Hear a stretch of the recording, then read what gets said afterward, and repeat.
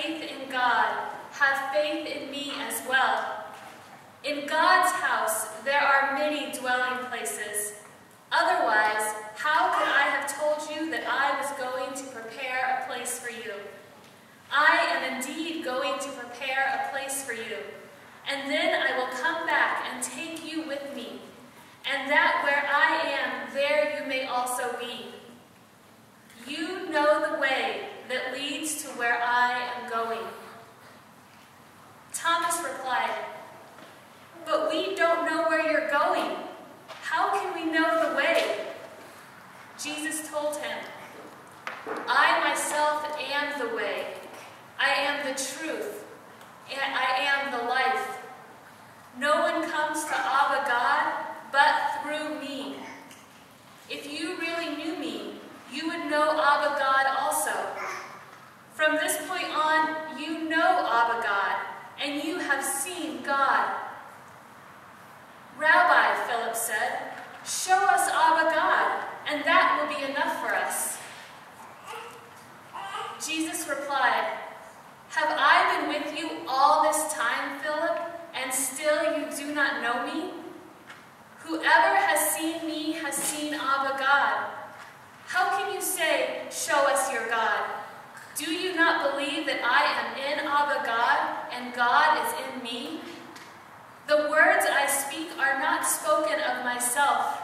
It is Abba God living in me, who is accomplishing the works of God. Believe me that I am in God and God is in me, or else believe because of the works I do. The truth of the matter is, anyone who has faith in me will do the works I do, and greater works besides. Why? Because I go to Abba God." The good news of salvation.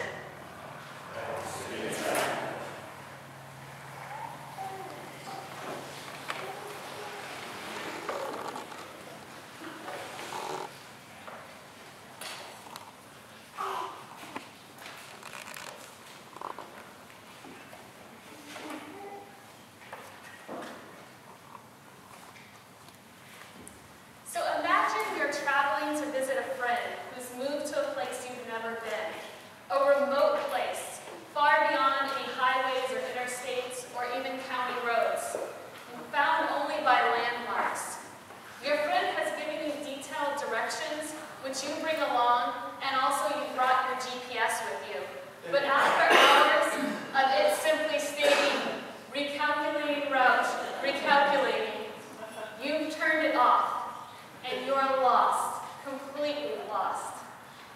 Finally, in desperation, you find a farmhouse and you stop there. You ask for directions. The farmer looks at you and says peacefully but quite firmly, "Don't worry, you know the way." In today's gospel, Jesus' disciples are lost like this. The exchange that we just heard is during the Last Supper. The evening has been filled with mysterious actions and words by Jesus. He astounded his disciples by washing their feet. He foretold Judas' betrayal and Peter's denial. And he gave them a new commandment to love one another. And it is then at that point that we enter into the conversation they had tonight, or had in the gospel today. And the disciples are utterly lost, confused, and it seems filled with anxiety as they're unable to interpret what's going on in front of them. Lost, confused, and filled with anxiety. We can all identify with those emotions. Sometimes we feel like we're on a journey without directions, or that we have a GPS system that leads us to dead ends. We look at Scripture and we wish it would read more like MapQuest directions. And we see that in our own tendency to want our faith sometimes to be legalistic and just be about belief statements.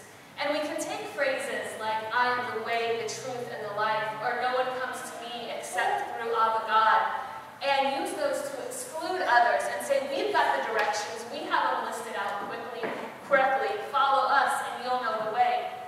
But Scripture is a story, it's not MapQuest directions.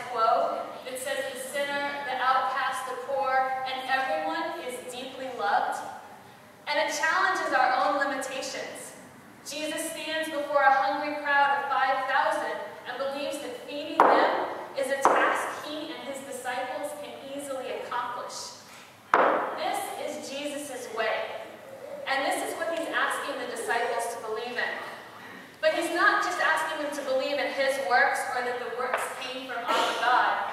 He's asking them to believe that they also know this same way. He is telling them that on this journey of life, filled with brokenness and confusion and sometimes wrong turns, they ultimately know the way.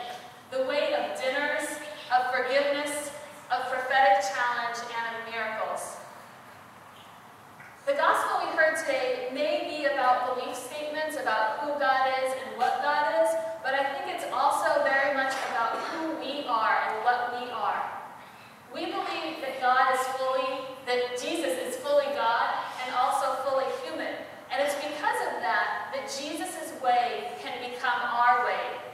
He reveals who we truly are and who we can be when we fully live into who we are. The embodiment of radical hospitality. That's the way, and that's what we are.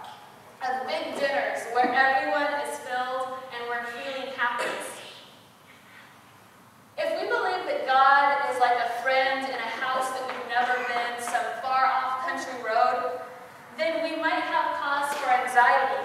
We might write the directions down wrong. We might miss a turn. We might throw that GPS system out the window. And then we're going to be lost. But if we believe that Jesus is our brother, who intimately knows us and has created dwelling places, places we know, places where God is, then we're okay. We don't have to be afraid. We know the way. Not too long ago, even though it's hard to believe on this beautiful day, we were in the throes of winter and the throes of Lent. And while Lent isn't about our ability to beat ourselves up, a lot of times that's what it becomes. We may not enjoy it, but we're really good at naming our faults quicker than our gifts. And we're so aware of our limitations that when we're given the chance to really wallow in them, we will. It's easy for us to think, I am not good enough, I'm off track, I'm a sinner. And such thoughts can heap confusion and anxiety on top of our already natural, just human tendency to feel lost and in need of safety. But right now, on this beautiful spring day, we're in Easter. Easter's not just a day. We are in week 5 of 7 weeks of Easter. Lent is 5, Easter is 7. And I think there's a good reason for that. We need to be reminded a great deal more about who we are than who we are not. We need to be reminded that we are a people of celebration, of parties, of radical hospitality. When we feel lost, confused, and anxious, instead of beating ourselves up about our poor decisions or our inadequacies, what if we stopped and turned to the Gospels like the one we heard today, turned in prayer, turned to our community here, and instead heard something much more true and deeper about who we are that goes beyond our fears and limitations? What if we heard, don't worry, you know the way. The Gospel story ends today with, anyone who has faith in me will do the works I do, and greater works besides. Why? Because I am going to Abba God. Let's step back and just for a minute think about the life of Jesus again. Think about his way. His ability to love deeply and authentically. His ability to forgive, to welcome, to stand amidst death and destruction and proclaim love. These works of Jesus, this way he proclaimed, it's within our very nature to follow it. We know it. And while Jesus' physical time on earth ended, for over 2,000